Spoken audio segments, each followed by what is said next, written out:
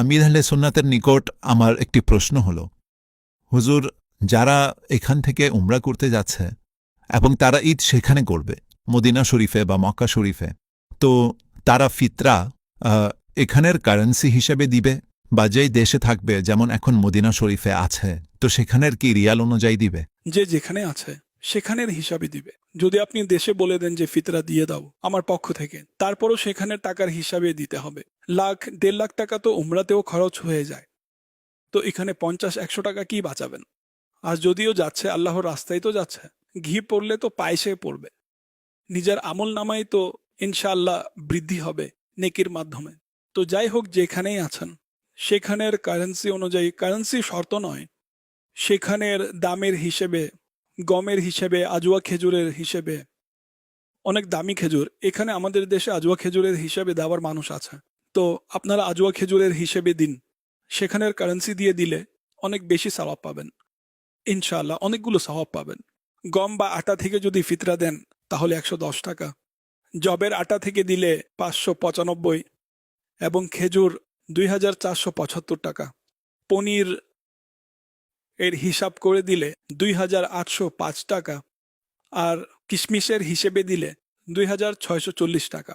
আপনার যে ফিতরা জমা করানো হচ্ছে তা 2475 টাকার হ্যাঁ, হিসাবে সেটা আজওয়া শরীফ। আজওয়া শরীফ, যেটা আমাদের এখানে হিসেব হয়তো করে আজওয়া এসেছে। শরীফের হিসাবে আমার জমা হয়ে গিয়েছে।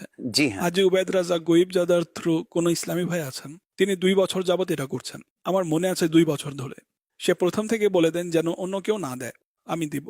মাদিনী চ্যানেলে যারা দেখছেন শুনছেন, ইসলামী ভাই ইসলামী বোন উপস্থিতি, আপনারাও এই বিষয়ে চিন্তা করুন। দেখুন, এই যে ফিতরার যে একটি ফিগার আপনাদের দেখানো হলো, ফিতরার যে অ্যামাউন্ট আপনাদের সামনে রাখা হলো, তো আপনিও চিন্তা করুন যে এখানে দেওয়া কোন জিনিস দিয়ে আপনি ফিতরা আদায় করতে পারবেন। যখন আপনি কোথাও কোনো জিনিস ক্রয় করতে যান, তখন আপনি কি করেন? যেটা সবচেয়ে কম দামের সেটা নেন, নাকি আপনি কোনো, আচ্ছা যারা নিচ্ছে তারা তো অনেক দামি দামি জিনিসও নিচ্ছে, কিছু পরিবার আছে যারা সস্তার মধ্যে তো হাতই দেয় না, তারা তো ব্র্যান্ডেড জিনিসই নেয় এবং নিয়ে থাকে। আমি তার ডিটেলসের দিকে যাচ্ছি না, কিন্তু আপনার যদি সম্ভব হয়, আমার এটাই অনুরোধ থাকবে পৃথিবীর সব আশিকানে রাসূলকে, যে আল্লাহ পাক আপনাকে দিয়েছেন 2475 টাকা ফিতরা সুবহানাল্লাহ। দেওয়ার নিয়ত করুন। লক্ষ টাকার ডেকোরেশন করে, লাখ টাকার ঘরের মধ্যে, বরং এমনও বলা যাবে যে কোটি টাকার। কেউ একজনের কথা মনে পড়ে, ঘরের মধ্যে এসে তার ডেকোরেশনের জন্য 3 কোটি টাকা খরচ করেছে। এটা কেউ আমাকে বলেছিল, ভুল যদি না হয় এত পরিমাণে খরচ করে। হুজুর, কোটি টাকা বাথরুমে খরচ করে ফেলে। জি হ্যাঁ, হ্যাঁ, তো এটা অর্থাৎ আল্লাহর রাস্তায় দেওয়া ফিতরা, যদি আল্লাহ আপনাকে যদি দিয়েছেন তো অবশ্যই দেওয়া উচিত। সবচেয়ে দামি, এটা দামি নয়, দামি তাই সস্তা, জি পরকালের জন্য।